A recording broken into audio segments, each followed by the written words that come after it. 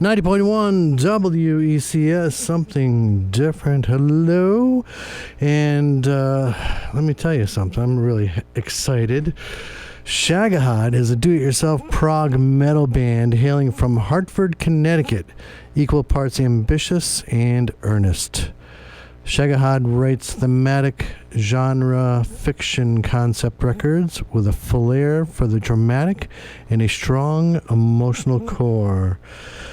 And with me, we've got Drew Bly and Dave Coffey. Hello, gentlemen.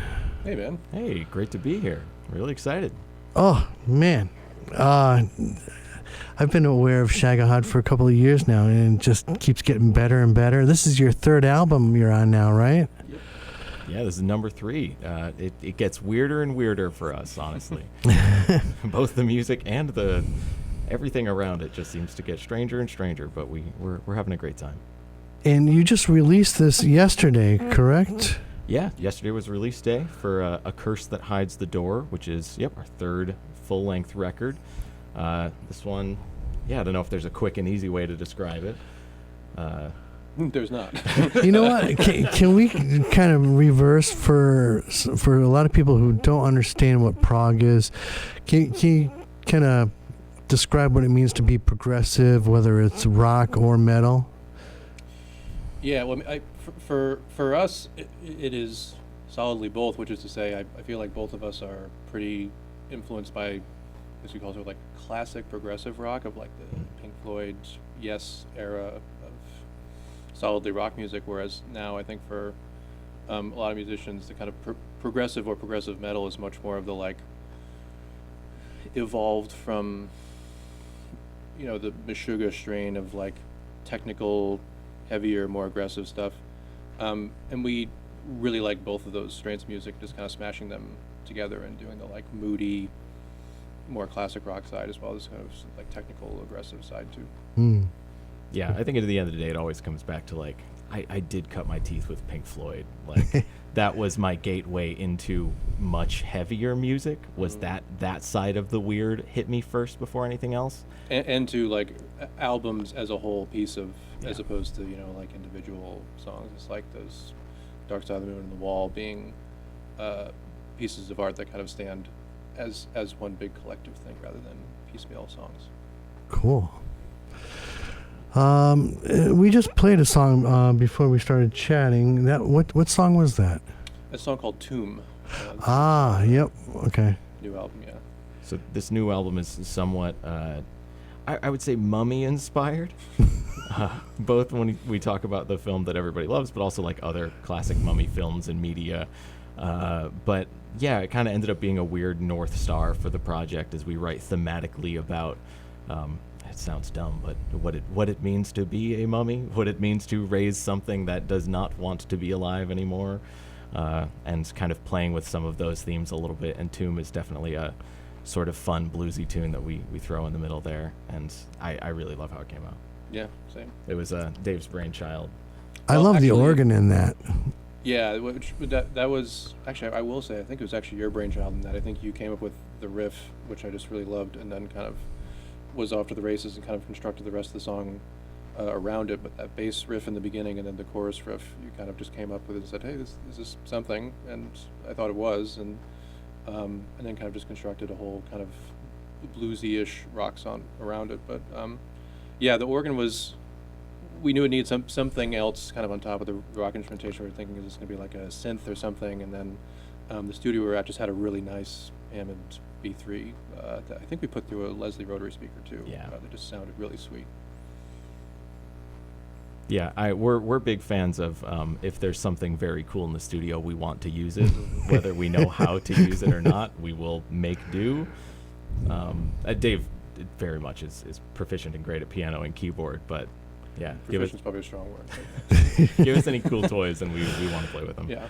It seems like this is a very odd construct, and the fact that you both seem to be on the same page makes me worry. So, yeah. Tell us a little bit, I guess, how you guys met and how long you've been friends and all that.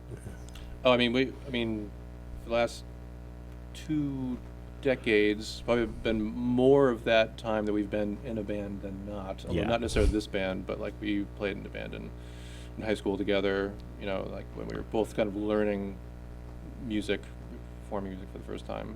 It was like our first respective bands, and then yeah, we go way back to like middle school, not t-ball, but like practically like we go way back. And as soon as one of us got into music, we have another couple of mutual friends that like we sort of became like a group that hang out every weekend, that would hang out every Friday, Saturday, Sunday. It wasn't an option of like, are we doing something? It's like, what are we doing? And that was usually just sitting around listening to records. So and playing video games, right? And absolutely, yes, absolutely. Yeah. Rotating between like playing music in my mom's basement, and then playing video games at Drew's parents' house was like a big chunk of it. Hi, this is Paul and Diane with Acousticool, one-of-a-kind live music in Bristol, Connecticut. And you're listening to Something Different with Mark E. Ramone.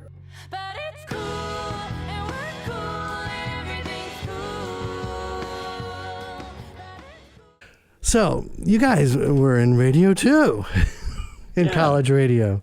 Sure So were. you grew up and formed a band. I grew up and just stayed in college radio. Hey, it's great. It is great. It's definitely fun.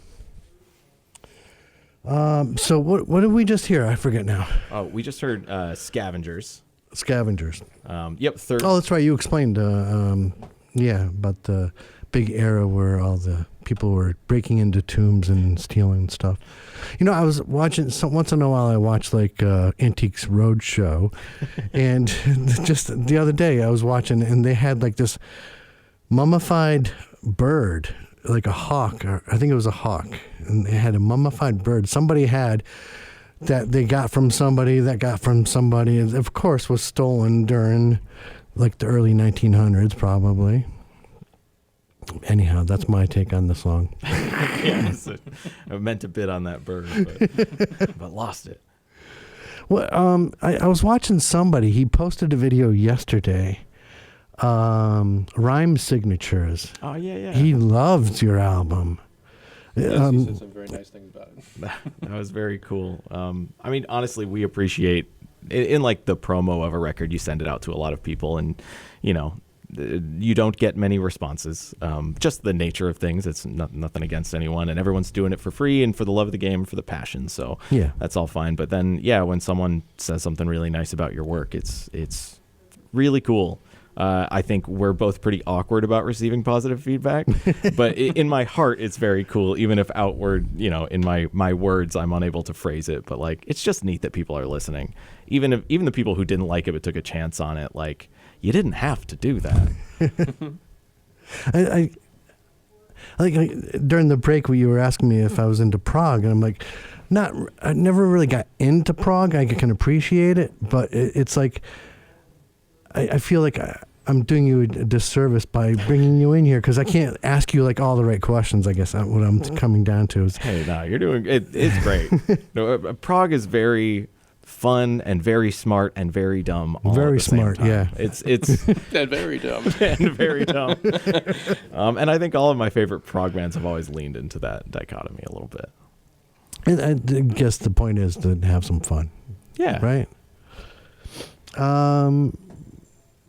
What's the significance of some of the songs being preceded by a Roman numeral? Oh, I guess that would be sort of an indication of like a specific suite of songs.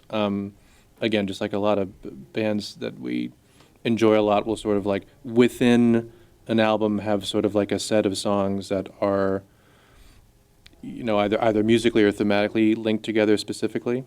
Even though they're separated throughout the album? Yeah, and have like and in this case like have some, you know, musically some specific like leitmotifs that kind of follow through one and are sort of reinterpreted in another. But yeah, so those songs that happen to have those on this album are both kind of like thematically and musically kind of linked by certain ideas, I guess is the rough way to put it. Yeah, and our albums are like a kind of weird mix between like, we're both sort of following a narrative, but also taking breaks to just like deep dive into character. and like deep dive into like a particular viewpoint or something really interesting or weird that sticks out to us. And I think in this one too, like those songs are the songs that sort of further that, like those songs all speak with each other in the same conversation and sort of further the narrative all along together. So there's something about them that just kind of belongs as a little set. Kind of like maybe they could be their own EP at one point. Yeah, exactly. Yeah. Yeah. Yeah, if we had reasonable goals instead of the gargantuan release a record every 5 years goal that we somehow fell into. So the album asks listeners to reflect on what it all means. What can we hope to make out of our brief time in this strange and beautiful world? I've only recently started thinking so profoundly, and I reached... Because I reached a certain age, but what's your excuse? for trying to think profoundly? Yeah. Well, it's kind of funny because like this record, like talking about mummies and stuff, but like a lot of this record is about death, and a lot of it is about like reasons one would live, reasons that are good, reasons that are bad, reasons that are maybe like a bit of a cycle or a trap, and then other reasons like reasons one would die, like a good reason to die, a way that you'd want to die, or maybe not being able to process a death. And I can say like we've thought really, really deeply on a lot of these themes. Some of these songs end up being like very, very personal and required a lot of reflection and a lot of like, long walks around the neighborhood where I would just like go, oh my goodness. But like, but also like ending in a place where like having a lot of gratitude for what you have. And I don't know, we reflected on these themes for a long time and sort of came up with a series of songs that are deeply meaningful to us and are also somewhat about mummy movies. I don't know, Dave, if I'm making any sense at all. Well, there's a band that we both really, really like a lot that's very musically inspirational to us, which is Coheed and Cambria, and they do very similar, like, narrative-driven concept albums too. And the lead songwriter in that band, Claudio Sanchez, kind of talks about the idea of using the concept as he sometimes says almost like as a shield to be able to sort of like talk about very personal things, but kind of like as a shy person to be able to sort of delve into them artistically and publicly. But also I think as both for that band and ours is like a way to almost like an on-ramp to thinking about them. So it's like you can kind of have like a more impersonal or informal way. It's like, we're going to write a song about mummies, but like actually it's about, like the finality and finitude of life is like getting into the latter part is sort of easier if you kind of like, which is what art is kind of all about, so right? right? It's like kind of slipping into the deepest possible questions with the kind of like lightest possible introduction. Yeah, Mark, like I can't tell you how bad our record would be if we set out being like, we're going to talk about the deepest stuff. Like if that was our day one meeting instead of something that's like, oh, we're going to talk about mummies and have a lot of fun, it probably wouldn't have turned out the way that it did. It would have been a lot more laborious and a lot more serious, but like it's almost like we trick ourselves into talking about deeper things and reflecting on spending a long time thinking about really deep things and our own mortality and boiling the frog a little bit in the creative process. Oh, we don't boil frogs here in Romantic. oh yes, I'm sorry. It's like going to India and having a hamburger.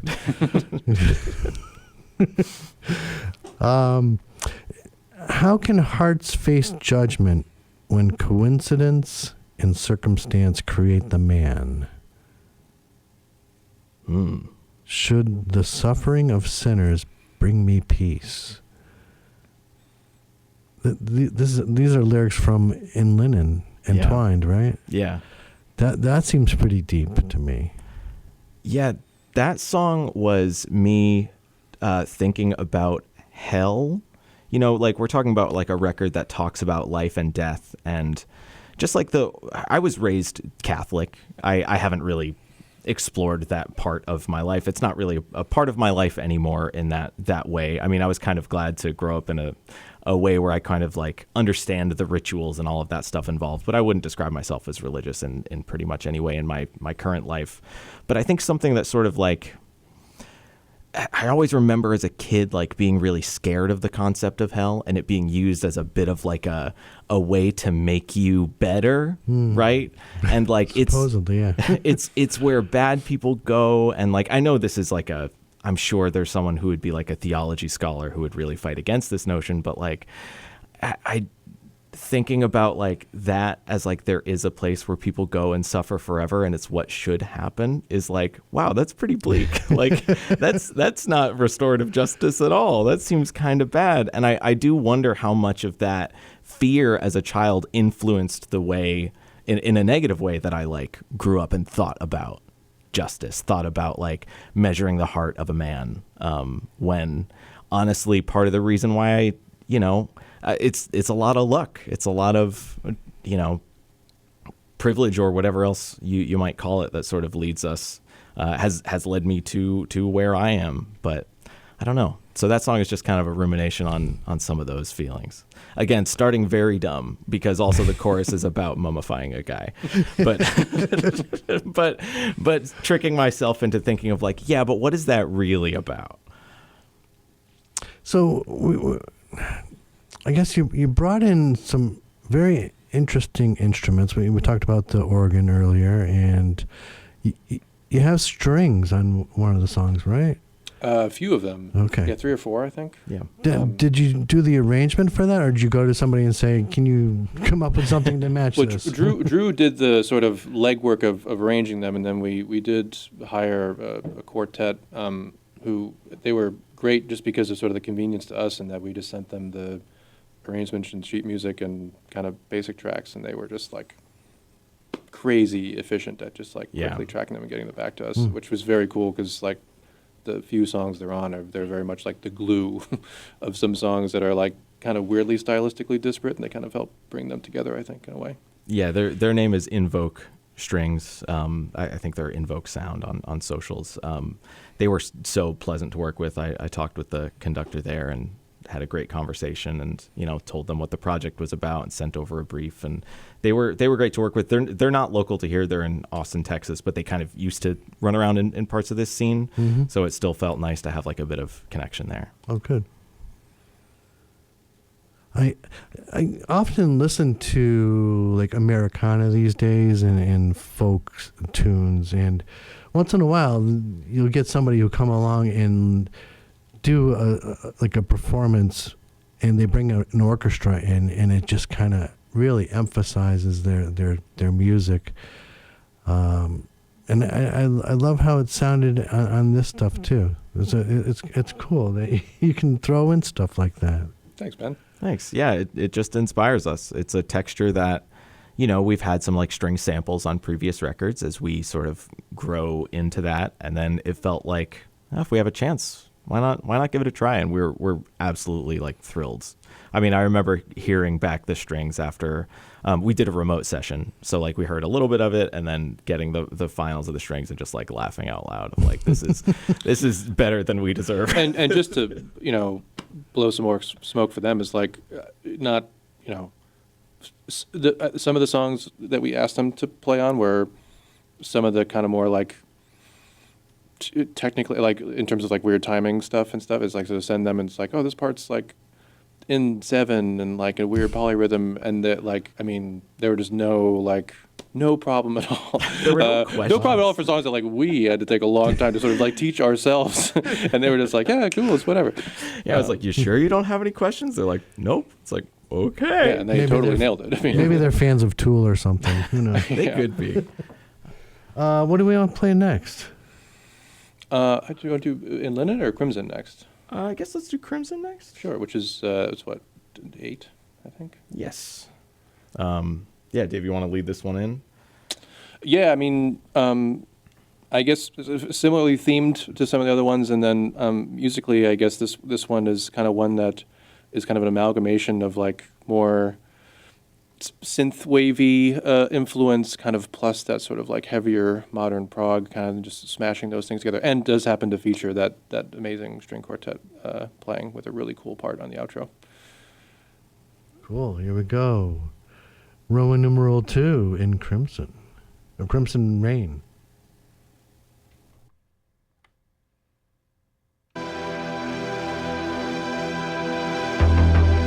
Hi, this is Paul and Diane with Acousticool, one-of-a-kind live music in Bristol, Connecticut. And you're listening to Something Different with Mark E. Ramone. But it's cool, and we're cool, everything's cool. Okay, so we're on then. Okay, 90.1 WECS, Something Different. Welcome back to... my guests are Drew Bly and Dave Coffey from Shagohod. Yeah. Oh, man. Yeah, we're having a blast. I'm caught up on the hate wires. So it's one of those things where I always knew I loved Shagohod. I couldn't really explain why. Because I Neither could we. Yeah. You can always change your mind. We've played Shagohod so many times on the New Music Alliance radio hour, mainly because one of our former hosts, Violet Housethor, loves Shagohod. Oh. I think she played you guys like on our first show back in the day. That's too bad. Which was 255 shows ago. 355 shows ago. Ooh. And I know that because this week we are playing our 355th show. I did the playlist this week, so you know it's going to be awesome. And I got to say, I have to apologize. I did not get Shagohod in because I made the playlist like just before you reached out to me. But you'll definitely be on my next playlist. Oh, thanks. And so stay tuned. It's myself and Toby Sol LaRoche coming up right here at 90.1 WECS at 4 o'clock. So let's continue talking with these gentlemen from Shagohod, and then we'll play the New Music Alliance Radio Hour. So what did we just listen to? Number 8.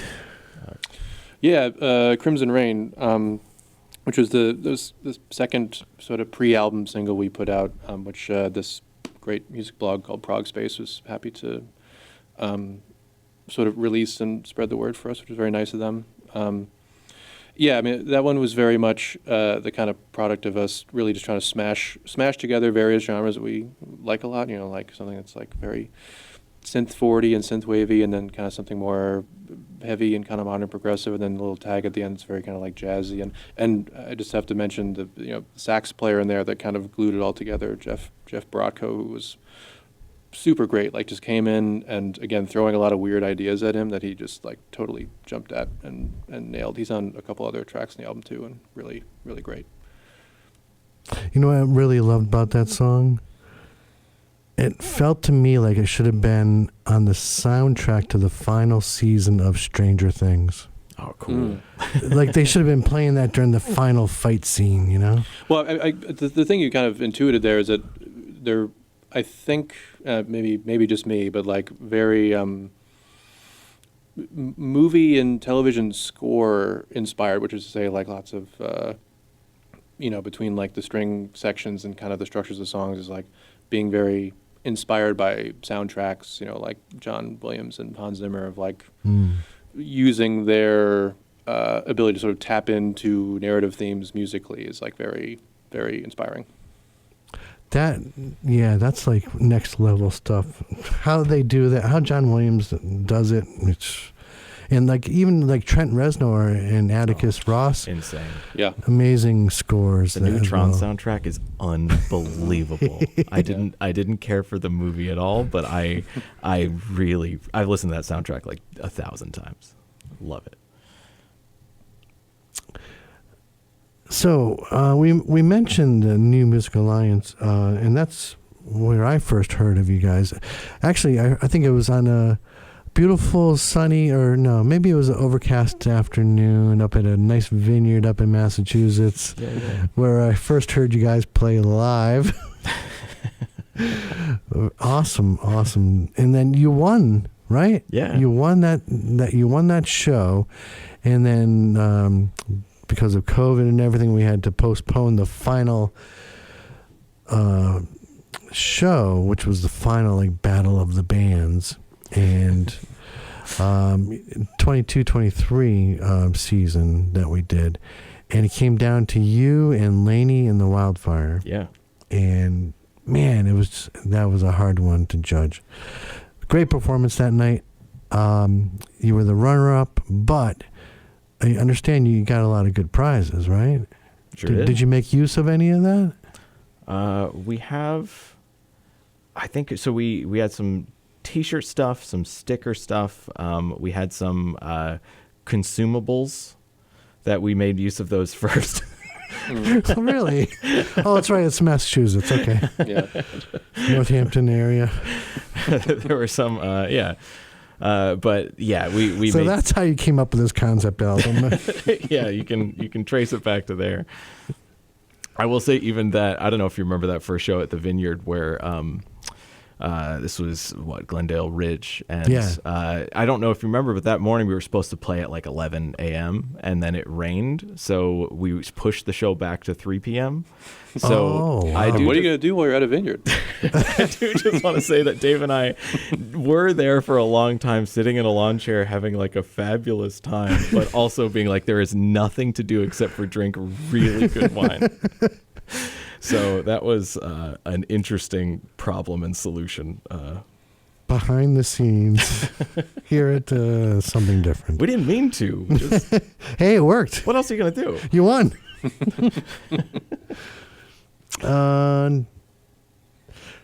Are we going to play Sycophant? I don't believe so. Okay. Let's talk about it now then. Did you have anyone in mind when you wrote Sycophant? Anybody that you Ooh, did you? begrudgingly don't like? Well, so, okay. This song first was inspired by like the character archetype of a sycophant, like, say Benny from The Mummy. But I also think like it sort of revolves around the idea that like the person who will do anything for power, will change any part of their identity, will fit whatever mold they need to ascend to power, but is also like completely disposable. And from an outside perspective, everyone knows that power does not truly respect them in the way that they are ascending to. So I'll just say that there's perhaps been a political revolving door of people who have entered political power and then are immediately disposed of. It's also like these songs were written like 3 years ago, but I mean like I think there are now, I don't know, 20 or 30 people who are trying to, write a book or whatever, but who have been fired from their high up position after trying to perfectly be, some Boy Scout for the current administration. And yeah, that's generally what it's about.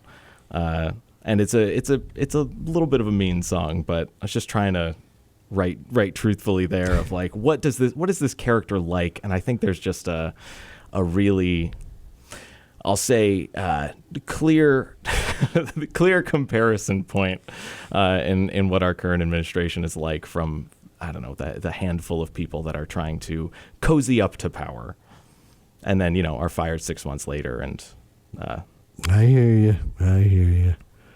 You know what? I just remembered. We had a call during the last song, and one of the callers wants to know like what your influences are. And you listen to a lot of King Crimson and the Rush. I mean, definitely that batch of classic progressive artists like, Pink Floyd, yes, King Crimson, Genesis,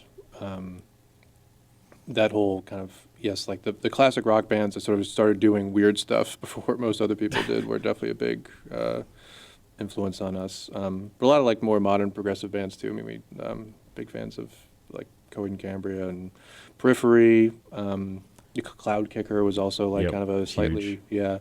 The Decemberists are kind of huge for me of like that indie prog, like we're gonna take some like Baroque pop elements and slam them into the broadside of like these more ambitious concept albums. It's artists that sort of like borrow from progressive music and kind of meld it. So like, we're big fans of The Sword, and like one of their big albums for us that like I remember coming out was Warp Riders, which was like a band that I wouldn't have called a progressive rock band, but like made a sort of like science fiction infused kind of like narrative concept album, but sort of fused it with like a kind of straight ahead stoner rock feel. It's like bands that can kind of have a foot in both worlds of, like influenced by those progressive rock bands and sort of doing their own thing are very much up our alley. Cool. All right. We've got a couple of minutes left, and I want to leave time for one more song. You guys want to play a quick game? Yeah, let's do it.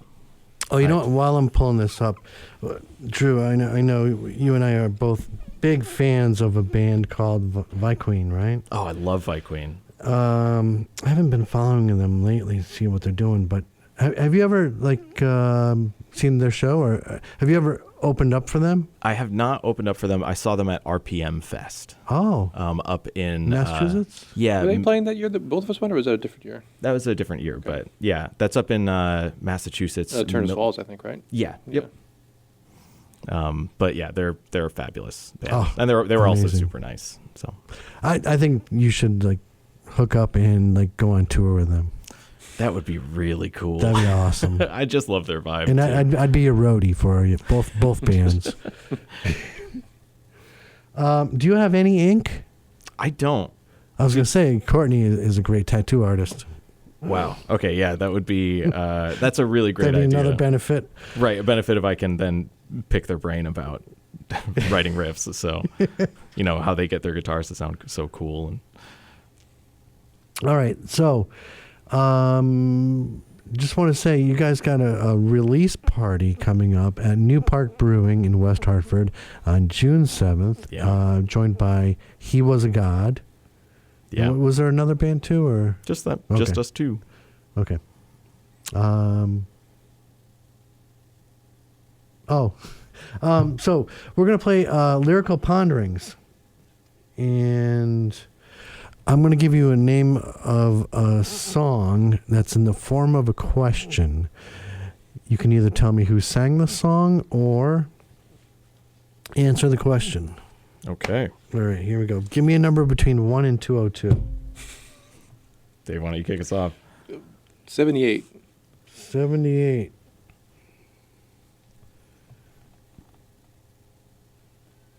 What about your friends?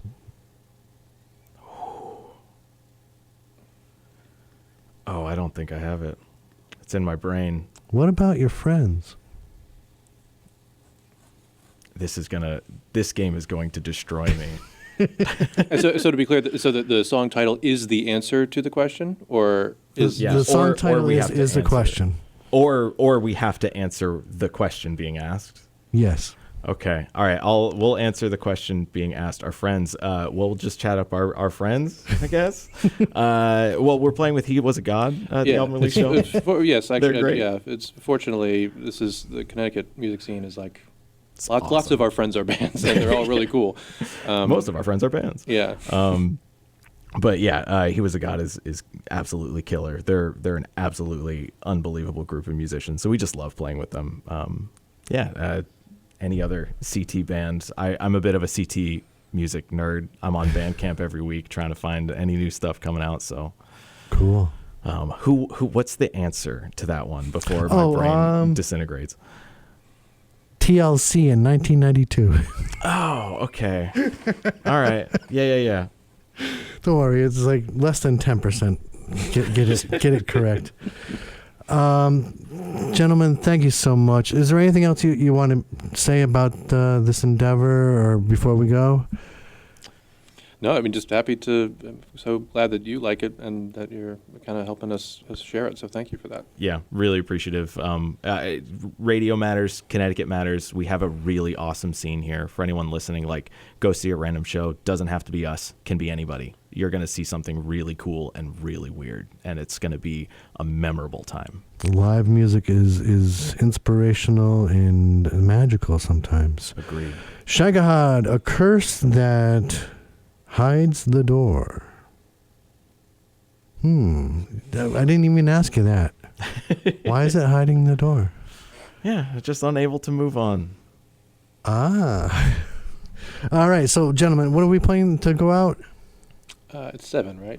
Yes, track 7, In Linen and Twine, the one we discussed Oh, earlier. yes. With that lyric. Excellent. Album release party June 7th at New Park Brewing in West Hartford. Hope you have a packed show. I hope you do well with the album.